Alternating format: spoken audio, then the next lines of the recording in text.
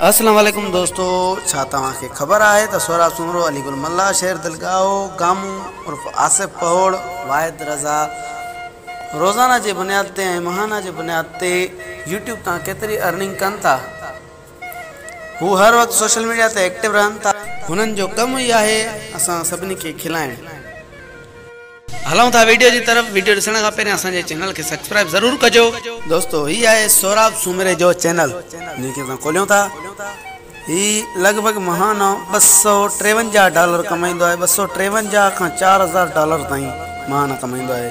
हिन जा monthly views 1 million ताईं हूंदा आहिनि लॻभॻि। सोहराब सुमरो व्यूज़ जे हिसाब सां कंहिं वीडियो ते $5, कंहिं ते $6, कंहिं ते $10, कंहिं ते $8 कमाईंदो आहे, जंहिंजो महाना 253 खां 4000 ताईं बीहंदो आहे अमाउंट। 253 अमेरिकी डॉलर मतिलबु पाकिस्तानी $39,088 थियनि था। इहा आहे सोहराब सुमरो जी यूट्यूब तां अर्निंग, लॻभॻि 40,000 पाकिस्तानी रुपया। दोस्तों ही आहे अलीगुल मल्ला जो यूट्यूब चैनल जेको महाना $237 कमाए थो। $237 मतिलबु $36,616 पाकिस्तानी रुपया थियनि था।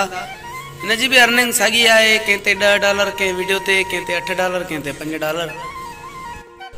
ही आहे शहर दिलगाहो जेको सोहराब सुमरो अलीगुल मल्ला गामू वारनि सां तव्हां अक्सर ॾिठो हूंदो, जंहिंजी महाना अर्निंग $114 आहे। तंहिंजो मतिलबु $114 मतिलबु पाकिस्तानी $17,613 थियनि था। हिन दोस्त जा कुझु व्यूअर घटि आहिनि। हिन जा तक़रीबन लॻभॻि 40,000 सब्सक्राइबर आहिनि। हिन खे हर वीडियो ते कंहिं ते $2, कंहिं ते $4, कंहिं ते $5 तमामु घटि अर्निंग हिन दोस्त जी थींदी आहे। हीअ आहे वाहिद रज़ा जंहिंजा लॻभॻि 11,000 सब्सक्राइबर थी चुका आहिनि। 3 महीननि दौरान हिन अप्रैल जे महीने में पंहिंजो यूट्यूब चैनल ठाहियो हुयो, जंहिंजी अर्निंग हिन वक़्तु $100 थिए थी, मतिलबु 15,000 ऐं कुझु रुपया। हिकु नओं यूट्यूबर आहे, बहरहाल तमामु सुठी अर्निंग करे रहियो आहे, सुठी महिनत करे रहियो आहे। इंशाअल्लाह हीअ अॻिते वधी बाक़ाइदे वॾो यूट्यूबर थी सघे थो। दोस्तों ही आहे आसिफ पहोड़ गामू। हिन जा लॻभॻि 1,14,000 सब्सक्राइबर आहिनि ऐं हिन जी महाना अर्निंग $747 आहे। हिन जा व्यूज़ तक़रीबन जेके हिन जे वीडियोज़ ते पैसा कमाईंदो आहे, कंहिं ते $18, कंहिं ते $23, कंहिं ते $60, घणे खां घणो $80 बि हिन कमायो आहे दोस्त, जंहिंजा पाकिस्तानी रुपयनि में पैसा थियनि था 1 लख ऐं तक़रीबन 16,000 रुपयनि ताईं कमाईंदो आहे महाना।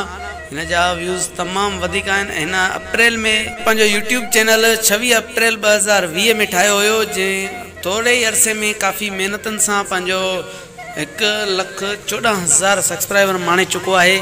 इंशाअल्लाह अॻिते ही तमामु वधीक वॾो यूट्यूबर थी सघे थो।